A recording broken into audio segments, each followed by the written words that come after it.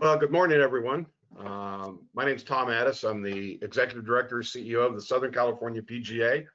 Welcome to our California Chat that we are working with every Monday and Friday. You see Len Dumas, who is the Executive Director, COO of the Northern California PGA. We have a number of panelists with us this morning to discuss primarily the SBA pieces, what's available to you, whether it's through PPP, whatever program that's out there. As usual, Craig Kessler, Kevin Fitzgerald, and Tony Rice are with us. We also have Southern California PGA President Tony Latendre and Didi Moriarty, the Northern California President, and our own PGA of America President Susie Whaley is joining us, trying to connect with Susie as we speak. Again, thank you for being here. These are really a very, very nice forum for learning and conversation. And I'd like to remind you too that we do provide MSR credits for these calls. And reminder too, if you didn't submit your MSR for the 23rd and 30th of March chats, please remember to do so. Either send in an email through the SCPGA website, or you can email me or Jeff or Nikki by going into our photographs on the website, so on scpga.com. We know that a lot of this information will be redundant, which I think is a good thing. We need to learn.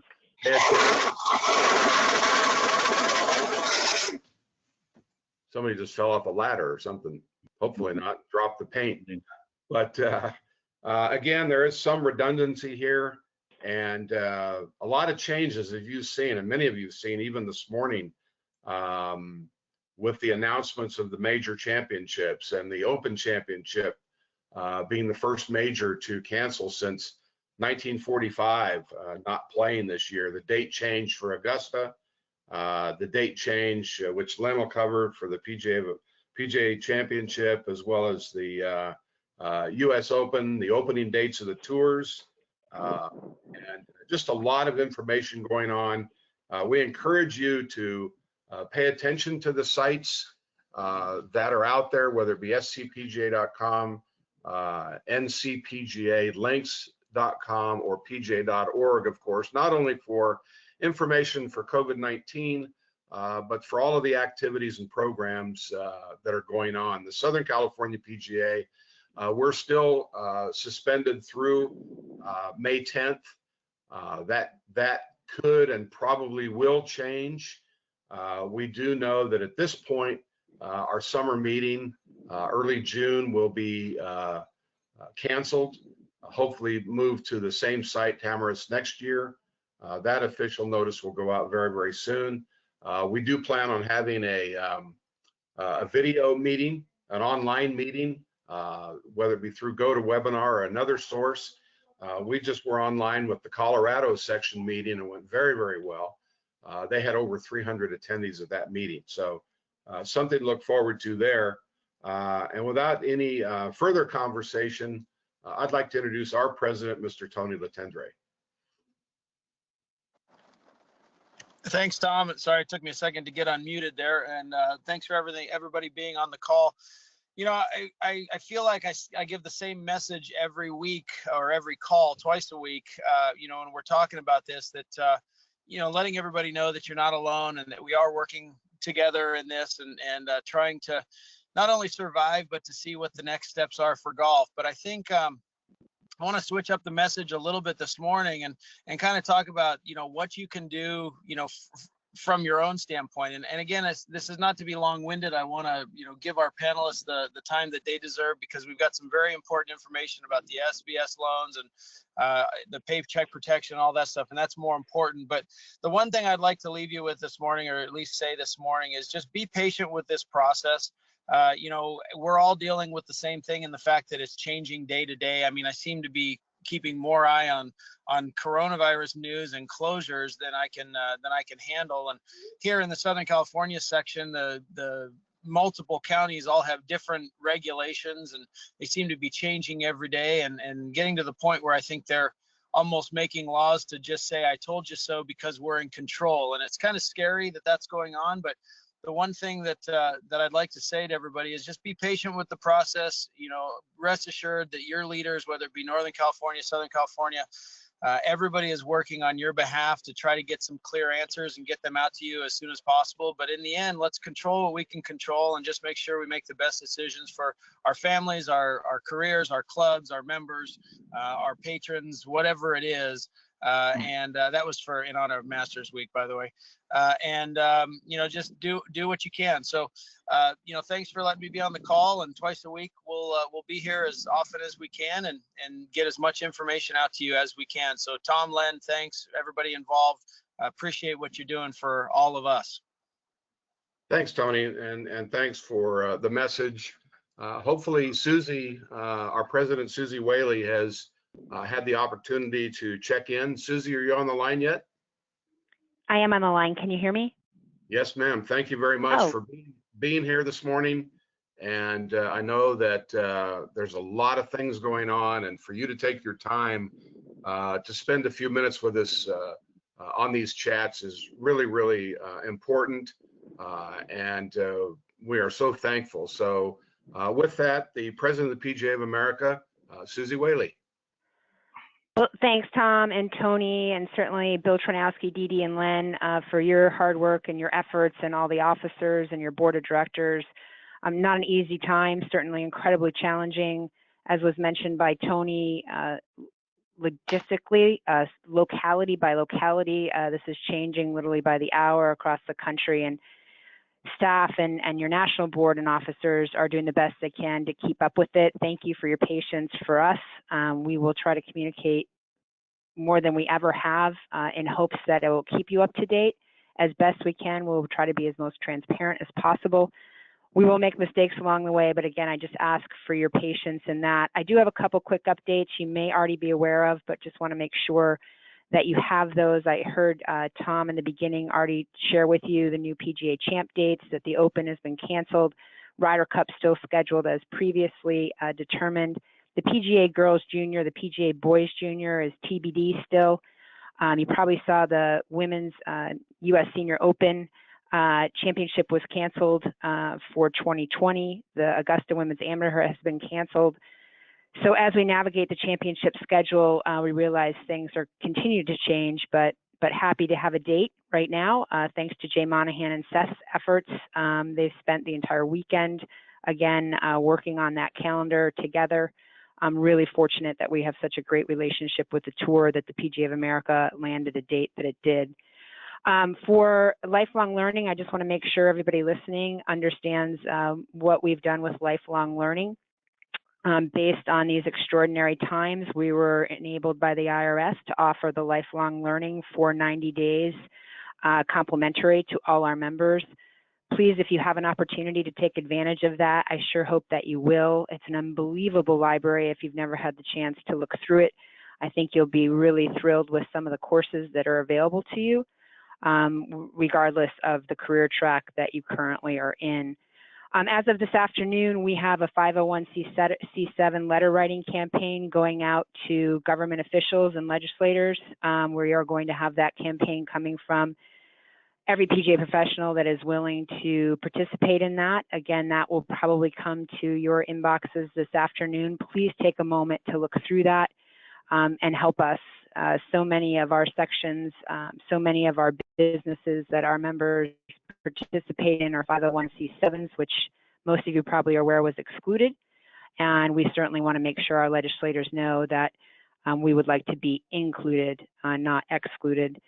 And then finally, a quick update on PGA Junior League. Many people are asking about PGA Junior League. You'll be getting a notification soon about some adjustments to PGA Junior League.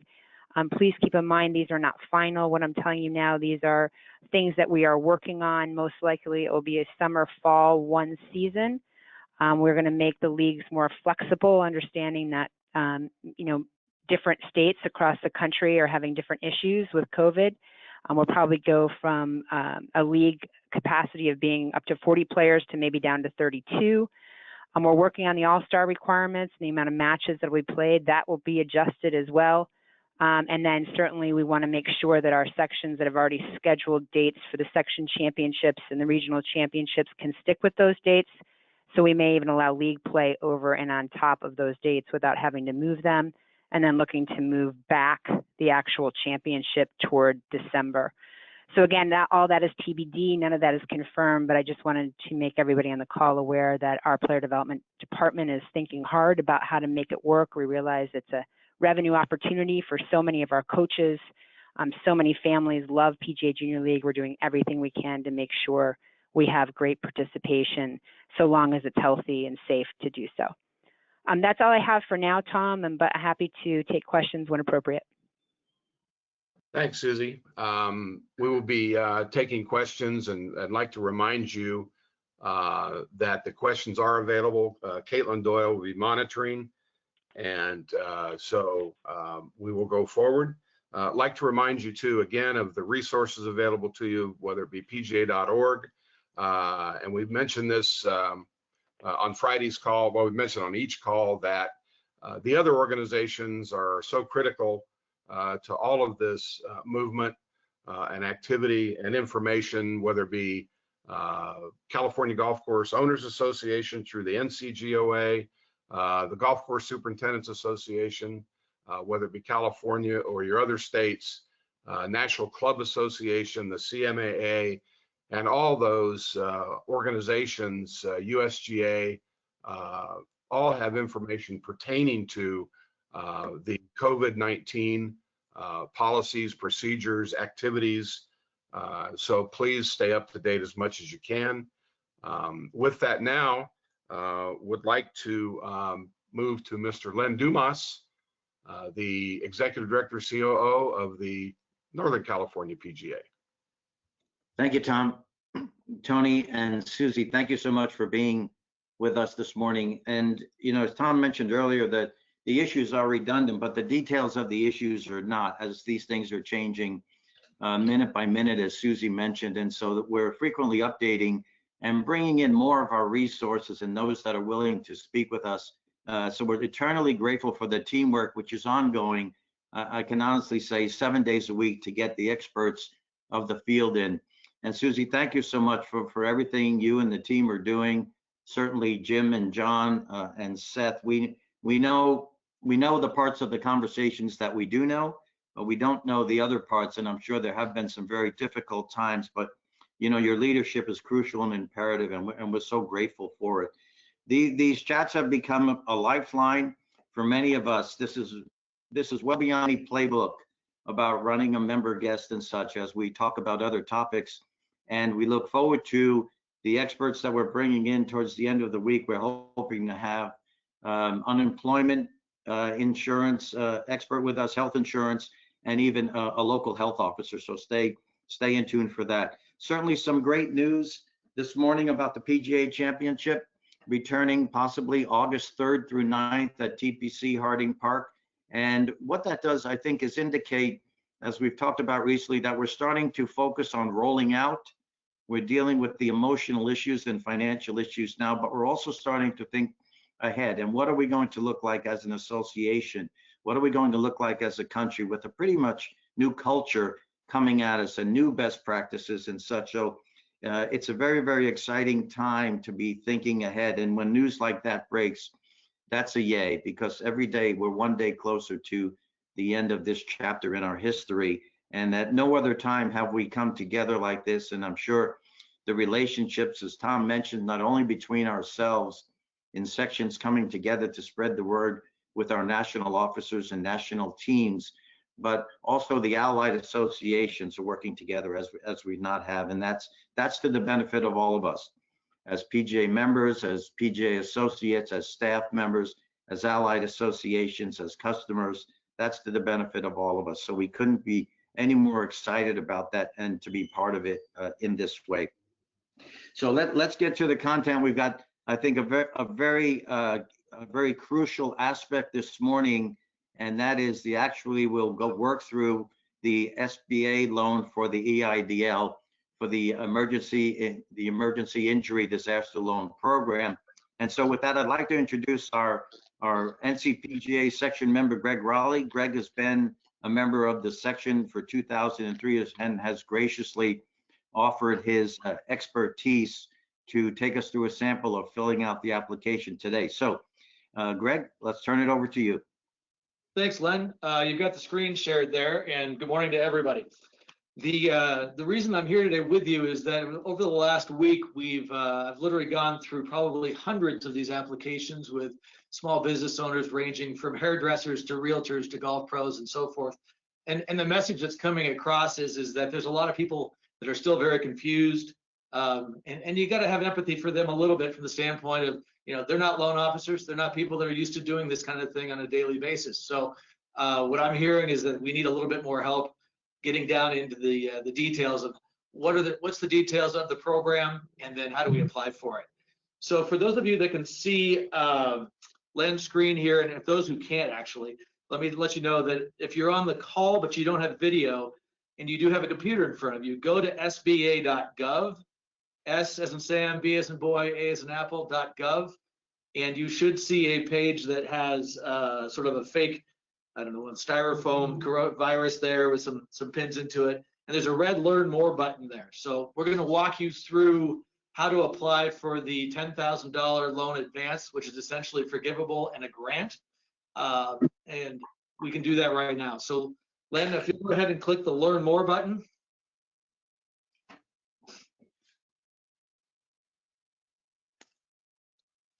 There we go, as the page is loading. And on the next page, you'll see coronavirus, small business guidance and loan resources. You can scroll down a little bit, just probably half a page down, and you'll see coronavirus funding options. There at the end of that coronavirus funding options, you'll see a click here. Click on that.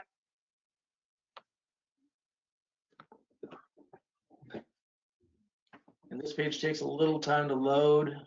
There we go. You'll see a page with a gentleman in a workshop with a saw in front of him. It'll say coronavirus relief options. Scroll to the bottom of that page.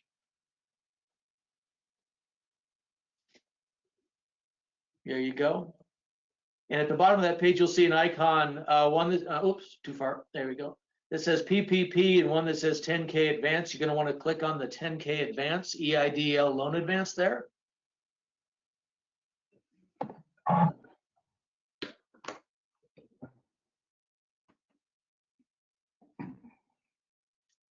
Okay, go ahead and scroll down just a little from there. It'll say economic injury disaster loan emergency advance. Scroll down, you'll see the title overview. Keep going.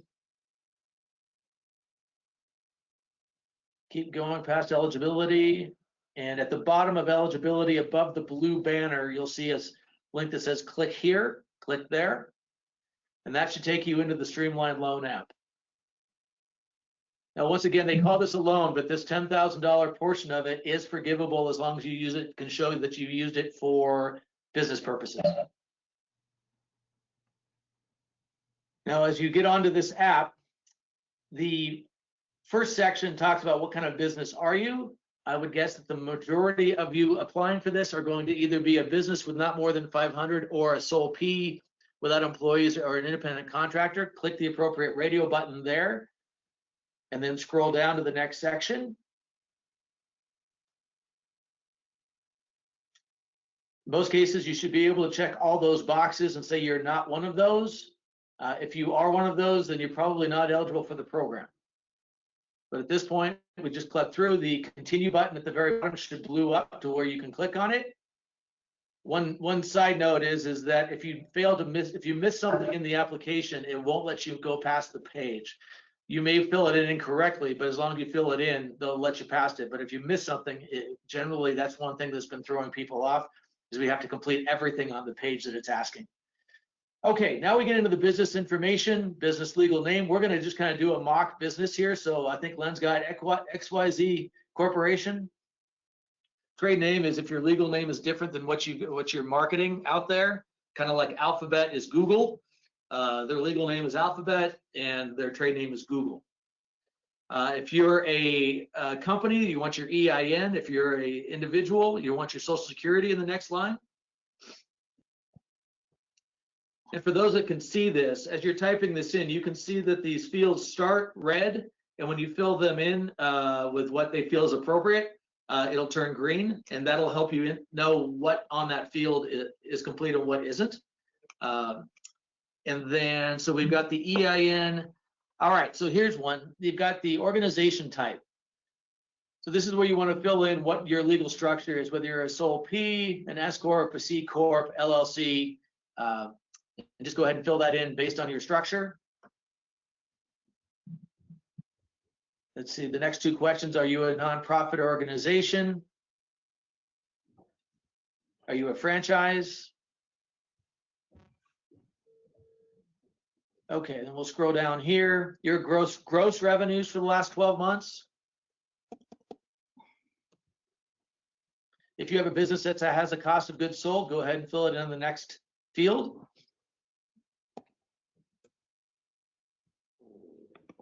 If you're someone who has rental properties, you want to go ahead and fill that next section in here. Otherwise, you can skip it. Next section is the if you're a nonprofit and the cost of operations for your nonprofit.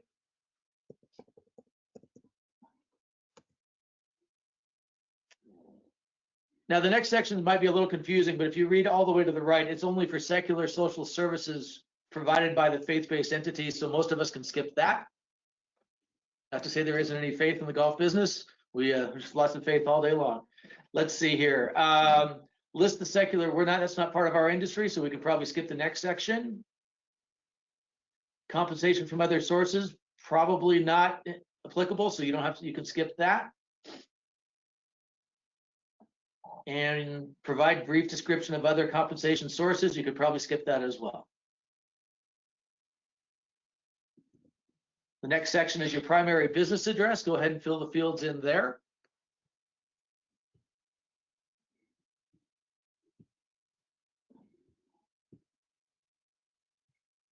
Next section is business phone. Oh, didn't like that, Len. You can see it's still red there for some reason.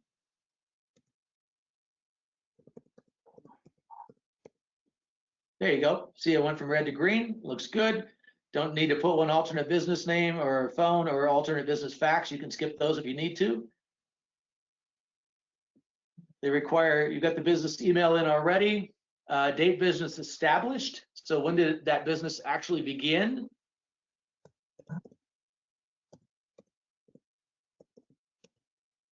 The next section is if the ownership of that business changed between the date of the business started and now. When was that different? For most of you, it's probably going to be the same date.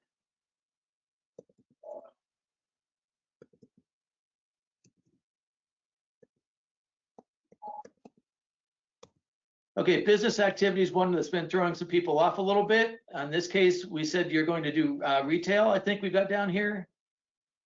Let me double check this. Scroll down to retail. And then retail actually has a golf category in it. There you go. So complete that with the business activities, retail, and detailed is golf. And then number of employees. If you're a sole P, you can just put 0. If you have employees, put 1 or more as you see fit. And that should allow the next button at the bottom to blue up, and you can click on that. So we can go on to the next screen. Okay, there's a question at the very top that most of my clients and folks that I'm helping with this miss every time. Go ahead and scroll to the top, and it says, are you owned by a business entity? And answer that question one way or another. Most of us are no.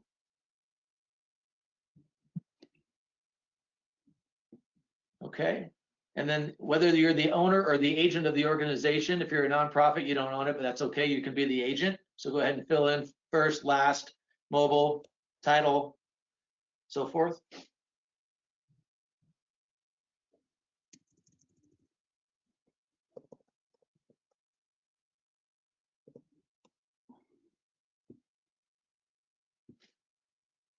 Ownership percentage.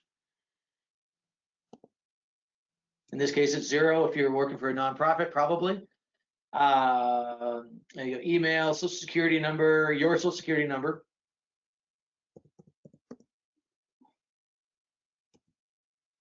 Birth date, pretty straightforward, place of birth.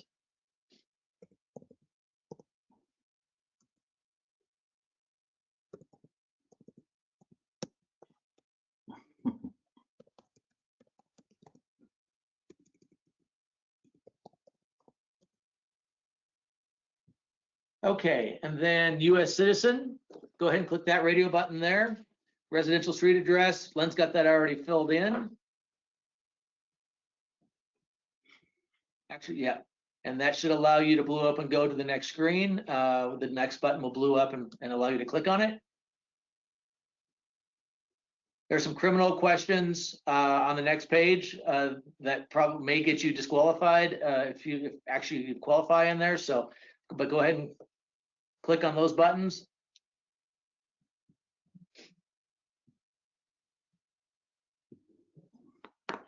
Okay.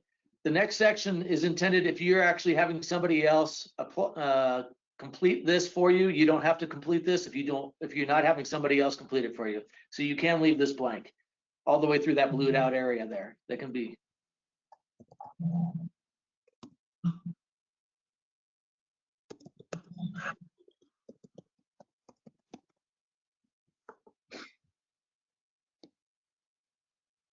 Okay, we'll scroll down a little further. Okay, the last section there is your, actually two, good, Len, I'm glad you caught that.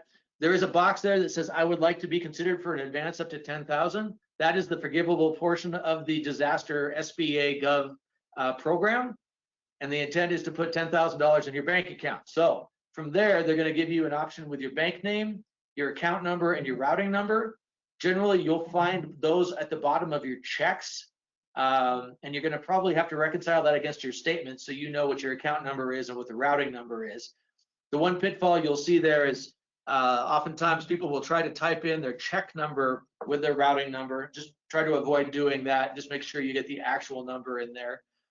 A lot of times you can also, if you don't know your routing number, but you know your account number, you can Google the bank name and the region, and Google will generally come up with the routing number for you.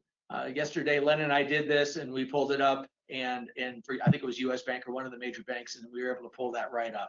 So that's one little best practice there for you. And from there, you should be able to scroll down to the bottom there. That should blow up the button at the bottom, so you can move on to the next screen.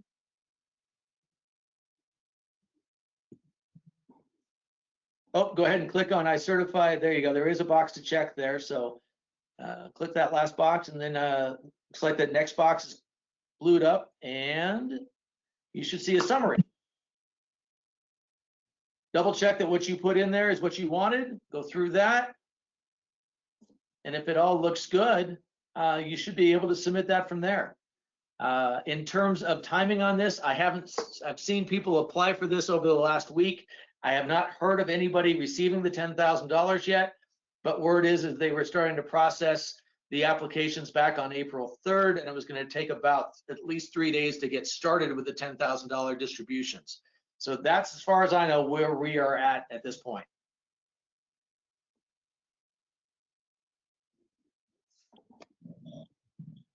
And there is a box on that last page that says I'm not a robot, so go ahead and click that. And then from there, that should blow up the submit button, and you can submit from there. And Len, from there, we are done.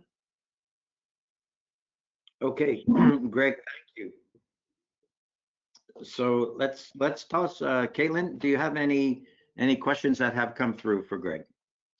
I do. I have two related to what he's talked about. So the first one is, can the application be edited after we submit it if we made a mistake? And the answer is I don't know. I haven't seen an ability to do that yet. But I would say that basically once the loan is on file, you would want to know, they're going to send you an email with who to contact at the SBA or your banker to make that edit in your profile. Okay. And then there was one more question. It says, as an instructor, I do not have inventory. How would I answer the question about cost of goods sold? You would put 0.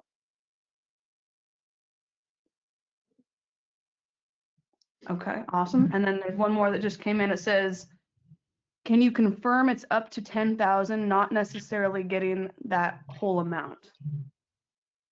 So far, I haven't heard any limitations on getting that whole amount. You got to think of what the intent of the federal government is trying to do here. They're basically trying to get $10,000 into the hands of every small business owner in America as much as possible, and they're doing it quickly. So this isn't like applying for your loan in the old days where they were going to go through a lot of vetting and rigorous underwriting. At this point, apply on that, and obviously if there were corrections earlier, do the right thing and let them know later. But right now they're trying to get liquidity injected into the economy, and this is one of the fastest ways they can do it. So I would just apply for the whole amount and go from there. Okay, great. It looks like that's all the questions specifically for Greg at this point.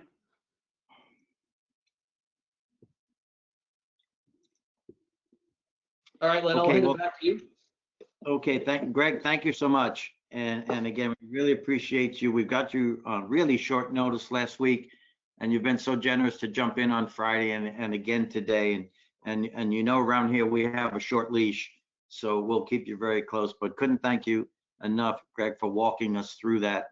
And of course, everyone, send us questions. Tom and I, we do have a slide at the end with our contact information, and we'll relay them as appropriate and get you the right answers. So Tom, I'll turn it back to you, and perhaps to Craig or Kevin. Yeah, thank you, Len. And thank you, Greg, very much. I don't know if this question would go to Greg or not. Excuse me, it might have to wait for unemployment questions as time goes on. But if someone has filed for unemployment, may they also, and if they have a sole proprietorship, may they also file for an SBA loan? If Greg's still on the line. Yeah, I'm still here, Tom. I don't know that. That's Okay. where your unemployment folks would have to get involved in that. I would say go ahead and apply, and quite honestly, let them turn you down. But again, given the intent of the SBA operation, the intent is to get money into the hands of communities nationwide. So I would err on the side of doing it and not hesitating. Would be my sort of my gut on that one. And if we don't answer that question through the week, I'm certain we'll get it answered on Friday as well. So we also have with us Craig Kessler, Kevin Fitzgerald. I don't know if Tony Rice came on the line, but if Susie's still here. Susie, you have anything else before we go to Mr. Kessler and the gang? No, just here for questions. As I said, if somebody has one for me, happy to answer.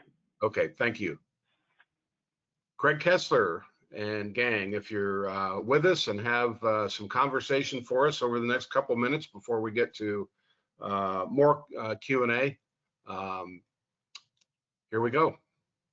Yeah, Tom, I think I can bring what I think is a little bit more of a 30,000-foot perspective to much of the detail that Greg shared just now and shared on last week's call as well. And I'm going to do something in doing that I virtually never do, but in recognizing that Kevin and I needed to communicate with all of SCGA's member golf clubs, at least those, the 456 that are actual facilities, we needed to break down all of this confusion, all of these applications. Certainly we provide that into something that is a little bit more of a layman's view, although there'll be some technical details in it. So I'm actually going to read that reduction, which I don't know if it's up on the SCGA website yet. It's going to be up today, and be happy to share it with the sections if you think it's worth it, and be happy to share it with anyone who's on this call individually. So bear with me, because I'm not used to reading something. I speak better extemporaneously than I read. So this is our view this morning, 30,000-foot view that might put a lot of these details into perspective for those listening. Thursday night, the national government released the details of the COVID-19 legislation of direct impact to the nation's golf facilities and the businesses that own or manage them, otherwise known as the Paycheck Protection Program. I'm going to call it PPP through the rest of this. Previous legislation more directly affected employees laid off or furloughed due to the coronavirus, albeit to the degree to which the details of this piece of legislation, the CARES Act, which came out Thursday, is intended to incentivize businesses to retain employees for the duration of the business cessation period. It too beneficially impacts employees. Note that the $349 billion loan forgiveness program that comprises the bulk of the CARES Act applies only to for-profit businesses and those nonprofits in the C chapter of Section 501 of the IRS Code that are charitable, most prominently C3s, but also a category that encompasses veteran support organizations. It does not apply to C7s, which is the tax status of equity golf clubs throughout the nation, nor does it apply to C6s, which just happens to be the tax status of the NCPGA, the SCPGA, the SCGA, and the NCGA, so it's of visceral importance to us as well. It does apply to our foundations because those are 501c3s. Whether that's amenable to change or some other type of accommodation in further refinements to the stimulus bills on tap on the coming weeks is an open question, as Susie Whaley indicated in her comments, as so many other questions are right now. And speaking of open questions, the CARES Act and its promises of immediate relief opened Friday to a complete morass of confusion. Banks didn't understand the terms of the loans nor the details of the program, and many of them simply declined to participate. Other banks that did participate gave preference to current borrowers, denying both non-customers and in often cases their own depositors who may have had a lot of money with them but had never borrowed anything. Hopefully these kinks will be worked out in short order sometime this week. If you want to read the whole program, we can certainly provide it to you as well.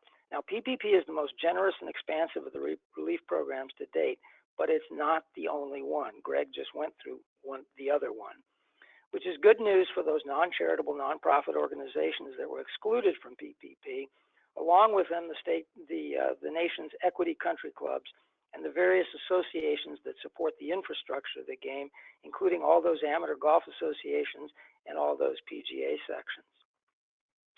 The COVID-19 Economic Injury Disaster Loan Program that Greg just went over is an alternative, a less generous alternative, but an alternative nonetheless. And it does apply to C6s and C7s. And that's what, and it's available now. And Greg just went through how you access it, and that's important. There's no cost to apply and no obligation to accept if approved. And I mention that because I want to underscore that if something better comes along, or if the lobbying effort is indeed successful, more about that in a moment, to get the C6s and 7s into some form of the PPP. If that comes along later, you can decline this loan and go with a better program. Up to $2 million can be borrowed. However, no more than $25,000 of that can be unsecured. Repayment is automatically deferred for 12 months. That's, in essence, lowers the effective interest rate. And the standard interest rate for private nonprofits is 2.75% for up to a term of 30 years. The funds can only be used for fixed expenses such as rent, payroll, accounts payable, and debts that might otherwise have been satisfied but for the COVID-19 economic disaster.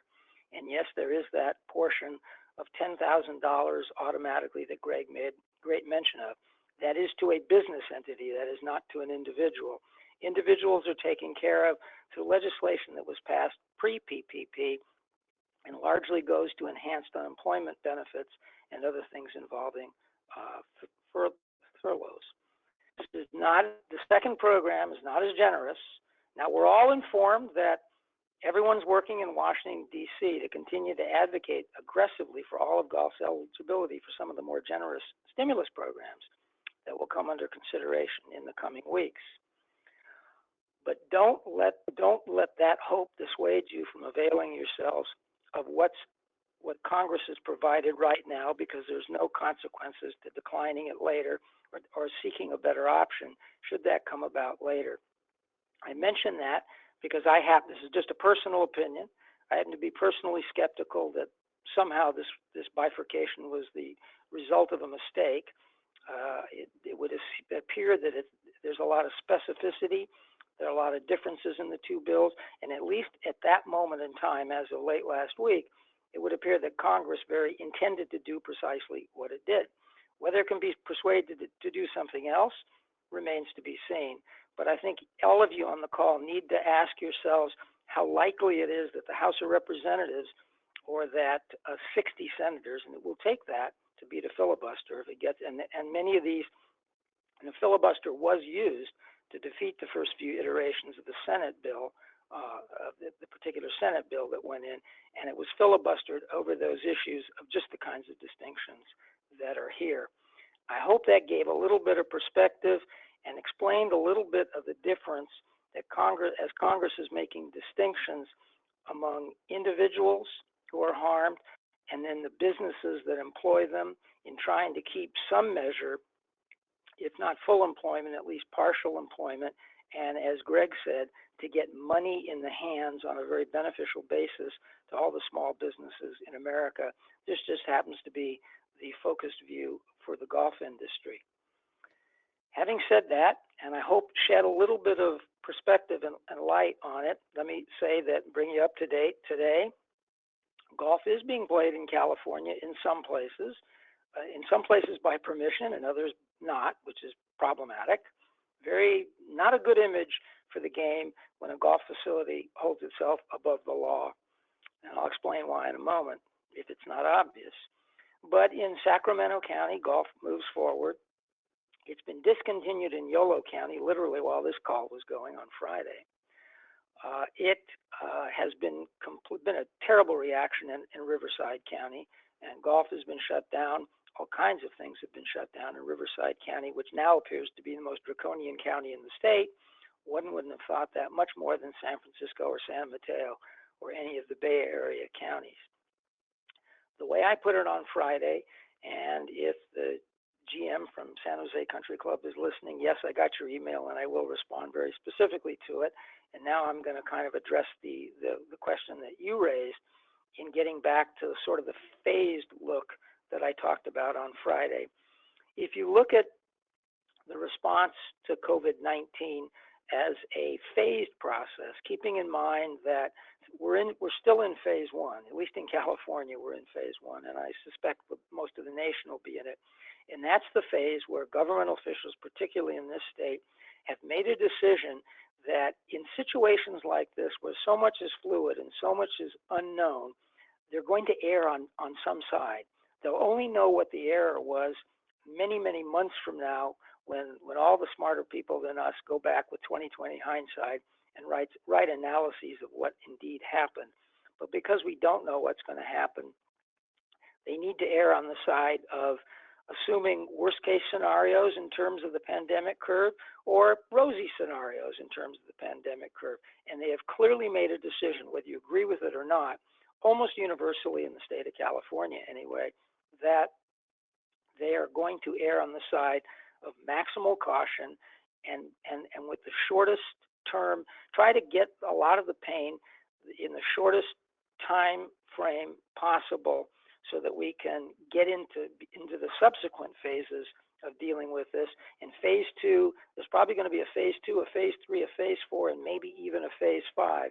And what those things represent is that sort of slow roll back to normal life.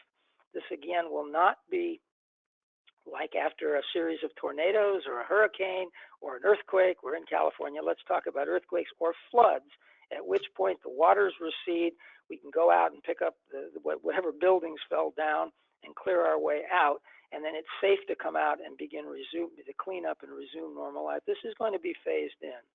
I think if there's a strategy that's emerged, and it certainly was a consensus on the California Alliance for Golf call last Wednesday, it's that golf is perfectly amenable to join those activities that are similarly situated, such as walking on a beach in a small group, hiking, walking, running, biking, all those sorts of outdoor activities. Actually, golf is a little better suited because as a business activity, there's a little bit more discipline.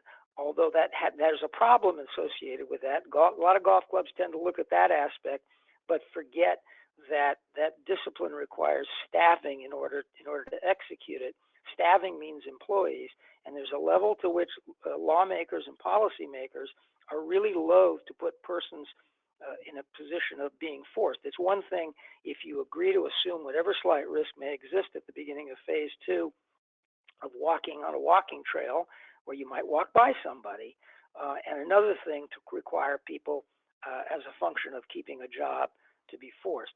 But golf is part of those activities that can come on early in phase 2. Phase 1, as a practical consideration in those counties, for example, Riverside County requires that if you leave your house, you must wear a mask. Not recommending a mask, you must wear a mask and can be cited if you don't. In that kind of atmosphere, the policies makers executing those directives are not going to look kindly on pleas for golf or anyone else suggesting that their activity is perfectly amenable. Many of them are. It's not that the arguments aren't sound. They're 100% sound. It's just that the timing is not good politically. And I think what the consensus was of all the organizations that were part of the California Alliance for Golf is that golf's opportunity to come back aboard earliest among business activities. The mall, the theater, the sports stadium may not come back until the end of this year. Golf can come back earlier than later, whether that's May or June, I don't know. We just don't know some of those things right now. But it does appear, at least nationally, they talk about this week or the next 10 days being the sort of peak of the apex of the pandemic. So we might start getting to the other side. So making all those arguments, they're perfectly good, and getting them prepared for an early phase 2 reintroduction is probably politically the better part of wisdom. And I want to emphasize, it's not that golf courses cannot practice the social distancing that's absolutely consistent with these orders. It's just that there are times when at least our policymakers have determined they have to err on the side of ensuring that the pandemic wave does not overwhelm the medical system's capacity to take care of patients. That's the curve we're talking about here. If you forget that that's the overriding concern at the moment, it's easy to fall into the echo chamber of a private golf course in particular, where we all know it's safer than going to a supermarket. Although I will add that we do have to eat. You don't have to play golf. Never forget that. Think like a policymaker, and think like a policymaker or an office holder who does not want to be responsible for failing to take those measures and enforcing them strictly, that ends up overwhelming a medical system so that there aren't enough hospital beds, there aren't enough ventilators, and there aren't enough masks for the doctors and nurses who are on that line, and we end up with not enough doctors and nurses. Keep in mind, that's what's going on. I think everybody understands that we don't know what is going to be the full impact of literally shutting down the vast majority of the economy. We've never done that before. We've had the Great Depression didn't do this as far as quickly. There's a good news, bad news aspect to that because there's no fundamental imbalance in the economy that's caused this contraction. So once we can emerge through these phases and get back to normal life, we might see a much more vigorous recovery than we think. But again, if that recovery, to the degree to which that recovery is going to end up being dependent upon the injection of trillions of dollars of printed money, basically, to keep us from falling into a deflationary spiral that we can't get out of, there will be economists, and even if I were, probably my 15 smartest colleagues would agree, we'd all disagree with each other anyway, to understand what that full impact is. But I think that's something at the very end of this, when we get back to playing golf, to always keep in the backs of our minds that this may well be one of those moments, whether it's 9/11, whether it was the Great Recession when a lot of persons lost their houses. There's those key moments at times that really affect persons' behavior moving forward. For those of you on the call whose 401ks and stock funds have imploded. You may be a little more encouraged, like every other American, to save more and spend less. Well, I think our economy is 70% consumer driven. You can do the math. That may travel, tourism, kinds of things that golf has a lot in common with as a business enterprise are probably going to be disproportionately affected coming out of that. Or not, we could be wrong. But one step at a time, one phase at a time. We're in phase one. I know it's tough to counsel patience at a moment like this, but patience is probably the better course of wisdom. And with all of that verbiage, and by the way, most of it I didn't just read, with all that verbiage, I'll yield the floor. Again, I hope I brought shed a little bit of light, a little bit of order, a little bit of perspective, and a little bit of a sense of trying to put some understanding to where we are and where we may be going in an environment that is, by its very definition, extraordinarily fluid. And I think what frightens everyone is we're really in the realm of the unknown. This is something we've never dealt with. The world dealt with 102 years ago, but keeping in mind that was a world that didn't even understand what a virus was fully. We understand that now, so I think we will do a lot better with COVID-19 than the world did, or certainly the United States did with the Spanish flu, an epidemic in which I believe 700,000 Americans died and many millions throughout the world. So with that, Tom, Len, I will yield the floor back, and if there are any questions, I'll be happy to dodge them. Yeah, thanks, Craig. Let's ask Kevin Fitzgerald real quickly. If Kevin, do you have any comments about anything as we move forward and then get into some question and answers before we sign off? There's not much that I can add to Craig's analysis, but I guess if he's on the 30,000 foot level, the only thing I would add, maybe from the 40,000 foot level, is that, I read all of these programs as being, the intent is to keep the economy in position as much as possible, to keep workers employed, to keep businesses in position to reopen when the health orders eventually subside or are repealed, so that we can begin to reopen businesses. So I think, like Craig said, that's just to keep that in mind as we try to navigate our way through the next few weeks.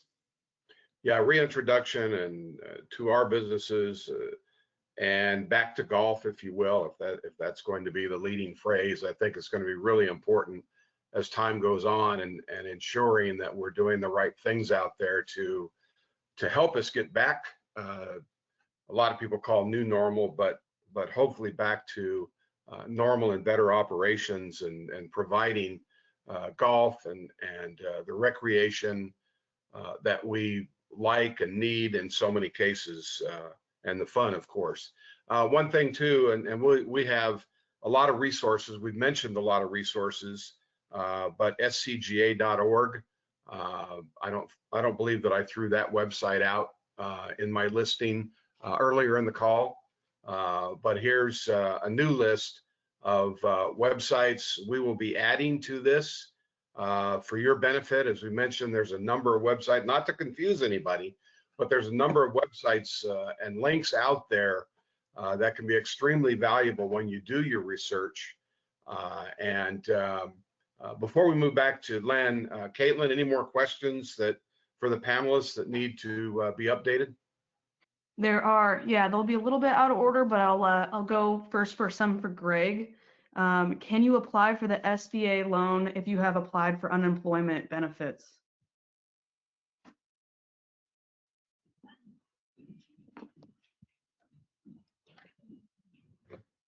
Did you guys hear that? We did. Hopefully Greg did, and he may be offline. Caitlin, I believe I'm sorry. Yep, Greg had to leave. Okay. Okay. I We'll believe go to that's some other one, ones. Caitlin, that Greg mentioned that would be better for our unemployment consultant next week attorney to answer. So good. Thank you. Okay, perfect. One for Susie, if she's still on the line. PPC date for Susie. Any talk? Yeah, in discussion still, do not have alternate dates for you at this time. Okay. And then it looks like we had one question about the lifelong learning. Is it full access or limited? I've started watching the videos. Are there quizzes associated with the videos? It is full access. It is not limited to members. And I'm not sure which learning you're doing that have videos to them. Some that count as MSR requirements will have questions attached to them. That is how they would deliver the MSR in correspondence with that particular course. But I'm sorry, I don't know exactly what course you're speaking of. So I hope that answers the question. Okay. You know, And thank then you. Sorry. Oh, no, no worries. We have one here about the, let's see, it says, would a husband and wife with an LLC that owns a golf course be able to file as a single owner business? I'm assuming that's probably for the EIDL loan. Yeah, it is. It would depend on how that's structured. So if they, because Greg's not on the line, I can try to answer that for you based on Tony Fratto's information to us, and certainly can verify. We have another webinar with him on Tuesday. It depends on how their business LLC is structured. If they are agents of the same business LLC, they would have to list each other as 50-50. In that proposition, it would be one application. Okay, great. Another question coming But in here please, says, please make sure you verify that information. okay.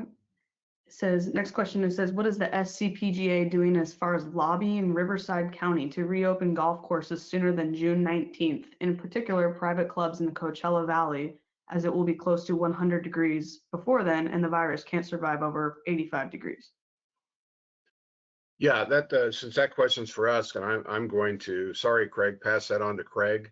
I believe there's a lot been said about protecting ourselves health-wise and safety-wise, and looking towards the reintroduction of the game, and when we do get back to golf, and I think we have to think paramount about that and keep that in front of us at all times as to when we have the opportunity to return and ensure that we have no risk to that return whatsoever. But Craig, another comment on that, not to put you on the spot.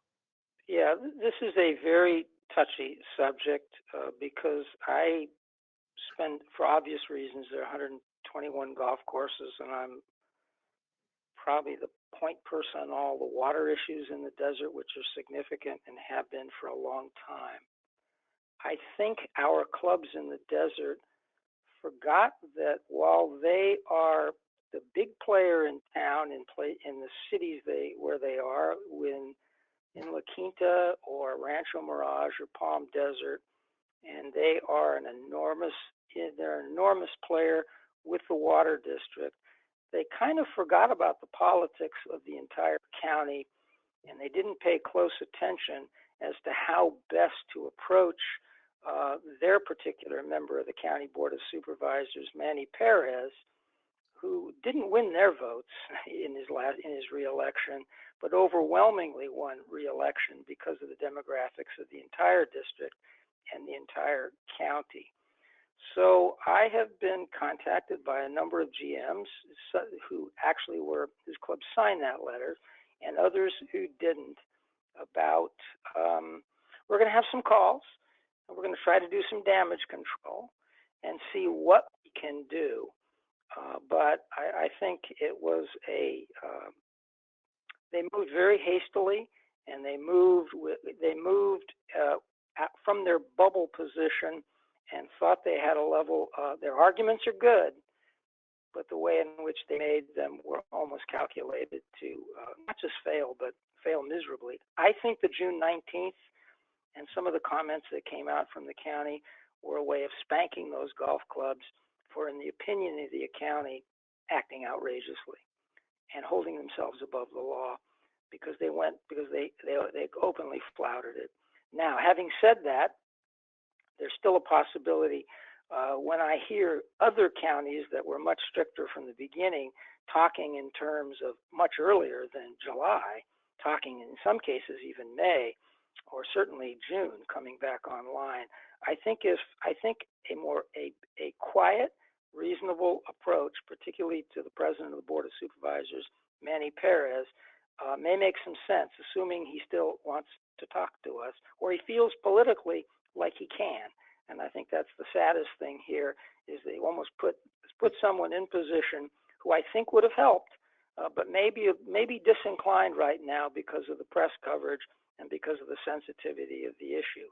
Let's hope not. He's a reasonable guy. He's always been a fair guy, in my opinion, so we can make that approach. But I think I'm hopeful that those clubs in the desert recognize that their scorched earth approach didn't really produce the result they wanted. And that's, I hope they conveyed in somewhat diplomatic terms what happened there. Yeah, you did. Is this the same Manny Perez, Craig, that we met with when we were going through the sales tax, who was very reasonable and listened and was a big help? Is that the same person? No, that was a different legislator, but we've met with him sort of in the past, and again, I think this was an approach. This is one of those situations where every argument put forward by the private clubs that signed that petition and sent the letter, they were 100% accurate. That's not the problem, and they could have great impact on an earlier reopening than a later reopening. What they forgot was the politics of the greater county. What they forgot was the media. What they forgot was perception. And what they forgot was something I hope I conveyed in my discussion, is that this is phase one, and the policymakers are determined to err maximally on the side of tamping down this virus, and that includes closing parks, closing ball fields, closing beaches, doing all those kinds of things. All of those activities can be safely practiced along with this golf, but they held themselves out different. And then they made a private to public distinction openly in that letter that was not a good way to approach Mr. Perez. It was just not a good set of messages, and and they may not have known that, and they moved very quickly, and sometimes that's what happens. But it happened, and now let's do our best to see what we can do to undo it. But what I want to emphasize in the length of the answer was they made that task a whole lot harder. But that doesn't mean that the SCPGA and the SCGA and others aren't going to give us our damn best effort to get the best result possible, given a few mistakes in the past. Yeah, and thank you, Craig. And that's for sure that we will, as we always have done. And before going back to Len to finish off, because we're a little bit over time again, please reach out, send us your questions. The questions that we haven't responded to on this call, we get a list of those questions, so we'll do our best to respond, whether it be via email, text, or next week. And but go to our websites, and again, scpga.com, ncpgalinks.com, or pga.org, and scga.org, and others for responses for you. And thanks for being here. And with that, Len Dumas. Okay, thanks so much, Tom, and thank you, everyone. You know, our goal, and as Craig just talked about, as an organization and association, we are conservative by nature, and most certainly the things we're doing and the things we're not doing now are really based on coming out on the right side of this when everything is said and done, so that we as an industry come back stronger than ever before, and it feels like we're headed that way. I'd like to get to wrap, but also turn it over to our president, Northern California PGA President Didi Moriarty. Didi? I hope.